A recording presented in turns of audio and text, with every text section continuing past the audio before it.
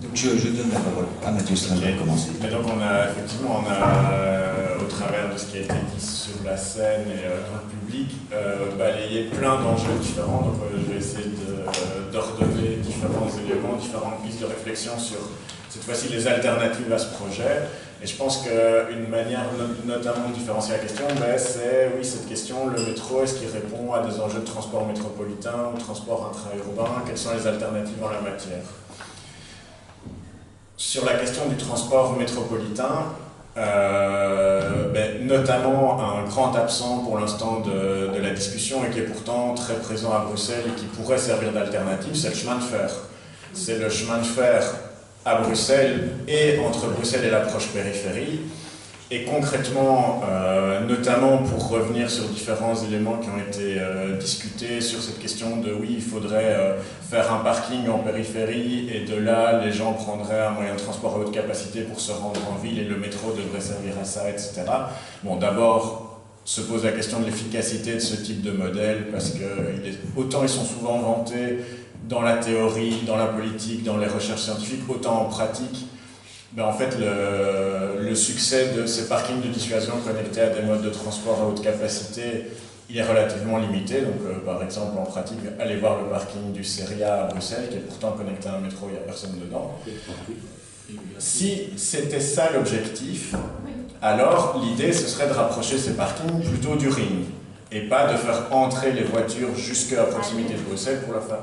Et là, revenons à cette question du chemin de fer. On a à Diegem et à Aren des gares qui connectent directement les utilisateurs et au centre-ville via la jonction Nord-Midi et au quartier européen via le tunnel Schumann-Josaphat. Et donc si le métro doit servir à ça, alors il va être juste redondant d'une ligne, il va dédoubler une ligne de chemin de fer qui est déjà existante et donc sur laquelle on pourrait augmenter les fréquences.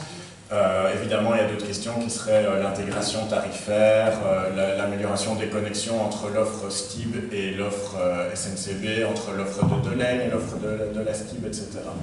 Mais on a en fait à Bruxelles des infrastructures lourdes de chemin de fer qui sont totalement sous-utilisées par les Bruxellois, faute de publicité, faute d'offres adaptées, faute d'intégration tarifaire. Et c'est le cas notamment sur le tracé de la future ligne du métro, puisque à Schaerbeek, on en a un peu parlé, il y a la gare de Schaerbeek, mais il y a aussi cette ligne qui va vers le quartier européen, qui devrait servir d'alternative. Et en général à Bruxelles, et c'est le cas aussi dans l'éventuelle prolongation sud de ce métro, on a aussi une offre de chemin de fer importante du côté de Uccle et de Forêt, et qui pourtant est peu utilisée, faute d'offres adaptées finalement à la demande des Bruxellois. Et donc sur cette question métropolitaine déjà, je pense qu'il y a des réflexions à avoir en termes d'optimisation de ce qui existe déjà en termes d'offres lourdes. Alors, ce n'est pas des questions simples, parce que ça va demander probablement des investissements relativement importants au nœud de chemin de fer dans et autour de Bruxelles pour pouvoir effectivement augmenter les fréquences dans et autour de Bruxelles. Vous voyez déjà la complexité avec le dossier du RER, mais ce serait probablement la prolongation de ces enjeux-là. Il n'empêche qu'avant de se lancer dans un projet d'infrastructure tel que le métro 3, qui sera le plus grand projet d'infrastructure de l'histoire de la région en termes de budget engagé, ça mériterait de se poser la question. En termes d'offres intra-bruxelloises, ça a déjà été évoqué aussi plusieurs fois, un métro ne répond pas ou mal aux enjeux de déplacement à courte distance. Or, pour l'instant, le tram qu'il est censé remplacer pour améliorer l'efficacité des déplacements dans Schaerbeek et Vers est essentiellement, comme l'a dit Tim, utilisé pour ces déplacements à courte distance. Et donc, là, la question c'est comment améliorer le réseau de surface, comment améliorer les performances du réseau de surface qui effectivement sont relativement mauvaises et plutôt en déclin à Bruxelles si on regarde des indicateurs comme la vitesse moyenne de ces véhicules. Et c'est le cas notamment de la ligne de tram 55 à Schaerbeek qui connaît des vitesses moyennes faibles et d'autant plus faibles quand on est à l'heure de pointe. Donc là, il y a des enjeux techniques et des enjeux politiques. Commençons par les enjeux politiques. Les enjeux politiques, c'est de faire l'arbitrage dans l'espace public entre transport public et autres usagers de l'espace.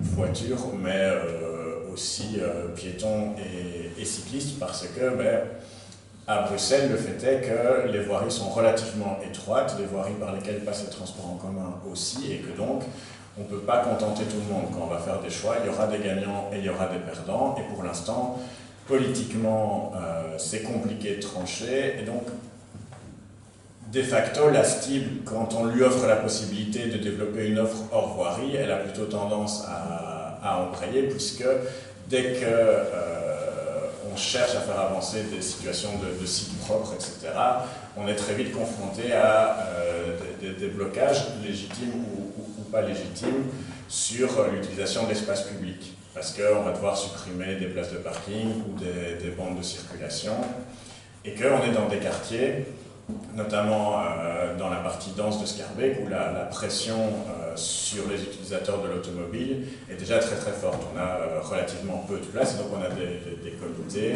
assez visibles et qui sont très mobilisés sur ces questions de l'automobile. Alors comment sortir de cette forme d'immobilisme? Il y a des réflexions à avoir, par exemple, sur la mutualisation des parkings hors voirie, qui permettrait finalement de servir de tampon, au moins dans un premier temps, pour retirer des places là où c'est nécessaire sur des axes de transport en commun. On a des réflexions à avoir sur l'organisation de l'offre pour qu'elle permette effectivement aux gens de ne plus utiliser leur voiture. Il ne faut pas avoir une image trop caricaturale des automobilistes qui viendraient de l'extérieur de la région pour rouler à Bruxelles. La moitié des voitures qui circulent à Bruxelles, c'est le fait de Bruxellois. Et donc, c'est qu'il y a une partie des Bruxellois qui, pour l'instant, soit par choix, soit par nécessité, utilisent la voiture. Et donc, ça mérite de se poser la question de qui utilise la voiture à Bruxelles. Et est-ce que l'offre de transport en commun répond à cette demande, qui peut aussi être une demande sociale? Est-ce qu'elle y répond d'un point de vue technique, mais est-ce qu'il y répond aussi socialement? Et donc là, la question de la tarification se pose. Et ce qui est rigolo sur ce débat-là, c'est que autant le débat avance sur une augmentation du coût de la mobilité routière, parce qu'on considère que c'est le moyen de décourager les gens d'utiliser la voiture, en faisant des taxes kilométriques, des péages urbains, autant la question et donc en fait d'augmenter finalement l'écart de coût entre transport public et automobile. Autant la question de la gratuité des transports en commun, qui finalement est le même travail mais dans l'autre sens, c'est réduire le coût des transports en commun par rapport à la voiture, ça reste peu abordé dans la politique, où c'est traité de façon caricaturale. Ah, mais vous faites ça, c'est les cyclistes et les piétons qui vont utiliser les transports en commun, ça ne verra pas d'alternative. Et donc là aussi, il y a probablement des réflexions fortes à avoir sur l'enjeu social que pose un transport public, et je pense que politiquement, on peut revendiquer que, comme la santé ou l'enseignement, le transport public est un service public, et que donc la question de sa gratuité peut se poser. La question aussi de à quoi il répond. Donc, par exemple, si vous êtes un travailleur actif dans un zoning en proche périphérie, avec un horaire décalé, pour l'instant, de fait, il y a très peu d'alternatives en transport public. Si vous travaillez hors des périodes d'heures de pointe, si vous devez vous déplacer souvent dans Bruxelles, on a une difficulté à trouver des alternatives. Il n'empêche que, et ça c'est plutôt sur les aspects techniques, le coût du métro par rapport à l'amélioration de l'offre qu'il amène est relativement faible. En fait, le rapport est faible, parce que pour 1 km de métro en tunnelier, on fait l'équivalent de 10 km en tram en site propre neuf, donc là où il n'y aurait même pas de ligne de tram. Donc si on a déjà une ligne de tram et qu'il faut juste réaménager l'espace public, on a des coûts qui sont encore moins faibles, et encore plus faibles. Et donc, investir autant de moyens dans un contexte où la région bruxelloise s'inscrit dans un carcan budgétaire austéritaire, ça pose vraiment des questions sur qu'est-ce qu'on pourrait faire d'autre avec ces moyens dans la mobilité, mais aussi en matière effectivement de logement. Se dire aussi qu'effectivement il y a une urgence climatique et sociale, et que la réponse qu'on lui apporte, c'est un projet de métro qui aboutirait au mieux dans 10 ans.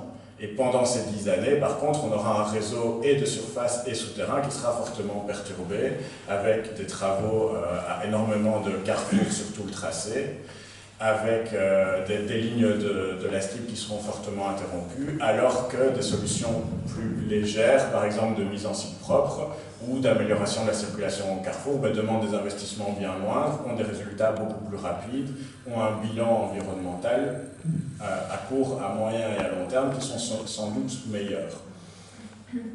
Et alors sur la façon dont le débat s'organise sur le projet, là aussi il y a effectivement beaucoup à dire et c'est assez typique de la démocratie participative en région de Bruxelles-Capitale, c'est qu'on n'est jamais au bon endroit pour critiquer un projet.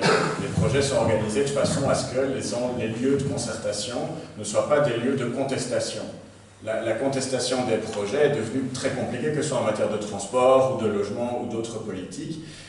La structuration avec des appels d'offres, avec une division des projets, avec une structuration très technocratique finalement de la démocratie urbaine fait qu'on arrive souvent très très tard dans le projet et on se retrouve dans des débats complètement caricaturaux. Êtes-vous pour ou contre le métro? Ça n'a aucun sens en fait. La question c'est pas ça, c'est quelle offre de transport en commun on veut à Bruxelles? Est-ce qu'on a intégré ce qui existait déjà? Est-ce qu'on a fait une étude réelle des alternatives? Et ça, dans la structuration qui est faite de la participation, c'est quasiment impossible.